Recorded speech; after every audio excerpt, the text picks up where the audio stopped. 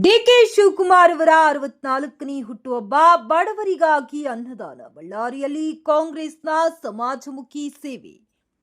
ಬಳ್ಳಾರಿಯಲ್ಲಿ ಕರ್ನಾಟಕ ಪ್ರದೇಶ ಕಾಂಗ್ರೆಸ್ ಅಧ್ಯಕ್ಷ ಹಾಗೂ ಉಪಮುಖ್ಯಮಂತ್ರಿ ಡಿಕೆ ಶಿವಕುಮಾರ್ ಅವರ 64ನೇ ಜನ್ಮದಿನವನ್ನ ಸಮಾಜಮುಖಿ ಸೇವಾ ಕಾರ್ಯಗಳ ಮೂಲಕ ವಿಶೇಷವಾಗಿ ಆಚರಿಸಲಾಯಿತು. ನಗರದ ಎಲ್ಲಾ ಇಂದಿರಾ ಕ್ಯಾಂಟೀನ್ಗಳಲ್ಲಿ ಬಡವರು, ಕಾರ್ಮಿಕರು ಮತ್ತು ಸಾರ್ವಜನಿಕರಿಗಾಗಿ ಉಚಿತ ಅನ್ನದಾನ ಕಾರ್ಯಕ್ರಮ ಹಮ್ಮಿಕೊಳ್ಳಲಾಗಿದ್ದು, ನೂರಾರು ಜನರು ಇದರ ಸದುಪಯೋಗ ಪಡೆದುಕೊಂಡರು.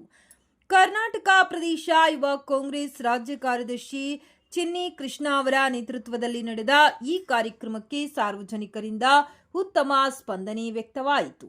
ಬೆಳಗ್ಗೆ ಉಪಹಾರದಿಂದ ಆರಂಭವಾಗಿ ಮಧ್ಯಾಹ್ನ ಊಟ ಹಾಗೂ ರಾತ್ರಿ ಭೋಜನದವರೆಗೆ ಉಚಿತ ಆಹಾರ ವಿತರಣೆ ನಡೆಯಿತು. ಬೆಳಗ್ಗೆ 7:30 ರಿಂದ 10:30 ಉಪಹಾರ, ಮಧ್ಯಾಹ್ನ 12:30 ರಿಂದ 3 ಗಂಟೆಯವರೆಗೆ ಊಟ ಹಾಗೂ ರಾತ್ರಿ 7:30 ರಿಂದ 10 ಗಂಟೆಯವರೆಗೆ ಭೋಜನದ ವ್ಯವಸ್ಥೆ ಮಾಡಲಾಗಿತ್ತು. ನಗರದ ವಿವಿಧ ಇಂದಿರಾ ಕ್ಯಾಂಟೀನ್ಗಳಲ್ಲಿ ಜನರು ಸಾಲಿನಲ್ಲಿ ನಿಂತು ಅನ್ನದಾನ ಸ್ವೀಕರಿಸಿದ ದೃಶ್ಯಗಳು ಗಮನ ಸೆಳೆದವು. ಇದೇ ವೇಳೆ ಕಾಂಗ್ರೆಸ್ ಕಾರ್ಯಕರ್ತರು ಮತ್ತು ಯುವ ಕಾಂಗ್ರೆಸ್ ಮುಖಂಡರು ಕೇಕ್ ಕತ್ತರಿಸಿ ಡಿಕೆ ಶಿವಕುಮಾರ್ ಅವರ ಜನ್ಮದಿನವನ್ನ ಸಂಭ್ರಮದಿಂದ ಆಚರಿಸಿದರು. ಪಕ್ಷದ ಪರ ಘೋಷಣೆಗಳನ್ನ ಕೂಗಿ ನಾಯಕನಿಗೆ ಶುಭಾಶಯಗಳನ್ನ ತಿಳಿಸಿದರು. ಈ ಸಂದರ್ಭದಲ್ಲಿ ಚಿನ್ನಿ ಕೃಷ್ಣ ಮಾತನಾಡುತ್ತಾ, ಡಿಕೆ ಶಿವಕುಮಾರ್ ಅವರು ಸದಾ ಬಡವರ ಪರ ಹಾಗೂ ಜನಪರ ಕಾಳಜಿ ಹೊಂದಿರುವ ನಾಯಕರು. ಅವರ ಜನ್ಮದಿನವನ್ನ ಸಮಾಜಮುಖಿ ಸೇವಾ ಕಾರ್ಯಗಳ ಮೂಲಕ ಆಚರಿಸುತ್ತಿದ್ದೇವೆ ಎಂದು ಚಿನ್ನಿ ಕೃಷ್ಣ ಹೇಳಿದರು. ಕಾರ್ಯಕ್ರಮದಲ್ಲಿ ಕಾಂಗ್ರೆಸ್ ಮುಖಂಡರು, ಯುವ ಕಾಂಗ್ರೆಸ್ ಕಾರ್ಯಕರ್ತರು ಹಾಗೂ ಸಾರ್ವಜನಿಕರು ಭಾಗವಹಿಸಿದ್ದರು.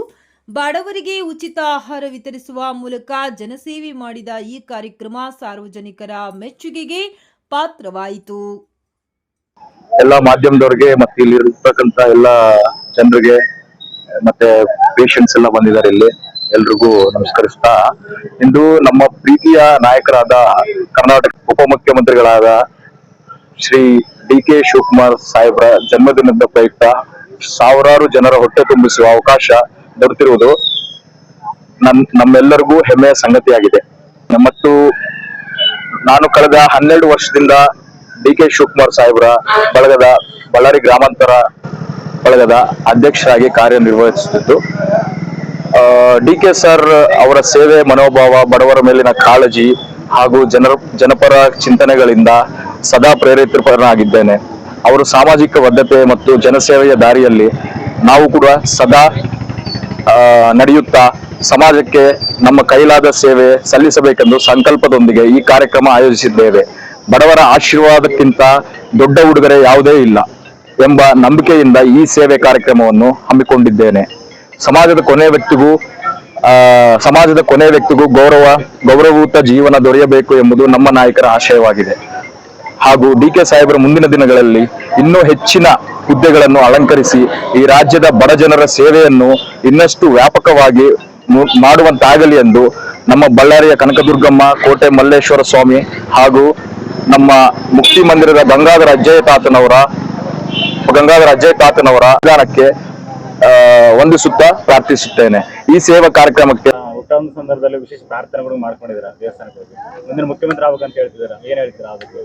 ಖಂಡಿತ. ಯಾಕಂದ್ರೆ ಇಡೀ ರಾಜ್ಯದತ್ತ ಅವರು ಡಿ.ಕೆ. ಶಿವಕುಮಾರ್ ಸಾಹೇಬರು ನಮ್ಮ KPCC ಪ್ರೆಸಿಡೆಂಟ್ ಆದ್ಮೇಲೆ ಸ್ವಲ್ಪ ಮಟ್ಟಿಗೆ ತುಂಬಾ ಪಕ್ಷ ಸ್ವಲ್ಪ ಕಷ್ಟದ ಸಂದರ್ಭದಲ್ಲಿ ಇತ್ತು. ಆಗ ಯಾವ ಸಾಹೇಬ್ರು ಅಧ್ಯಕ್ಷರಾದಾಗ, ಸೊ ಅದು ಸಾಹೇಬ್ರು ಅಧ್ಯಕ್ಷ ಆದ್ಮೇಲೆ ಒಳ್ಳೆ ಸಾಹೇಬ್ರು ಹಗಲು ರಾತ್ರಿ ಪಕ್ಷ ಕಟ್ಬಿಟ್ಟು ನಮ್ಮಂತ ಯಂಗ್ಸ್ಟರ್ಸ್ ಎಷ್ಟೋ ಜನ ಪಕ್ಷಕ್ಕೆ ಸೇರ್ಪಡೆ ಆಗಿ ಬೇರೆ ಬೇರೆ ಅನ್ಯ ಪಕ್ಷಗಳಿಂದ ನಮ್ಮ ಪಕ್ಷಕ್ಕೆ ಸೇರ್ಪಡೆ ಆಗಿ ಪಕ್ಷವನ್ನು ಇಷ್ಟೊಂದು ಬಲಿಷ್ಠವಾಗಿ ಮಾಡಿದ್ದಾರೆ. ಸೊ ಸಾಹೇಬ್ರು ಅಷ್ಟೇ ಎಫರ್ಟ್ಸ್ ಹಾಕಿದ್ದಾರೆ.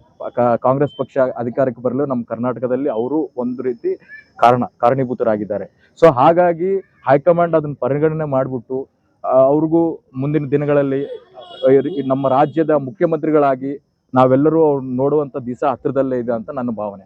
ಸೊ ನೋಡೋಣ, ಎಲ್ಲ ಹೈಕಮಾಂಡ್ ಮೇಲೆ ಬಿಟ್ಟಿದ್ದು. ಎಲ್ಲ ದೇವ್ರ ಆಶೀರ್ವಾದದಿಂದ ಸಾಹೇಬ್ರು ಹೇಳ್ದಂಗೆ ಎಲ್ಲ ದೇವರುಗಳು ಅವ್ರ ಪ್ರಾರ್ಥನೆಗಳು, ನಮ್ಮಂತ ಕಾರ್ಯಕರ್ತರ ಪ್ರಾರ್ಥನೆಗಳೆಲ್ಲ ಫಲಿಸಬೇಕು ಅಂತ ನಾವು ಪ್ರಾರ್ಥಿಸ್ತೇವೆ. ಸಹಕರಿಸಿದ ಎಲ್ಲ ಕಾರ್ಯಕರ್ತರು, ಅಭಿಮಾನಿಗಳು, ಸಾರ್ವಜನಿಕರು, ಮಾಧ್ಯಮ ಮಿತ್ರರಿಗೂ ಎಲ್ಲರಿಗೂ ನನ್ನ ಧನ್ಯವಾದಗಳನ್ನು ಸಲ್ಲಿಸುತ್ತೇನೆ.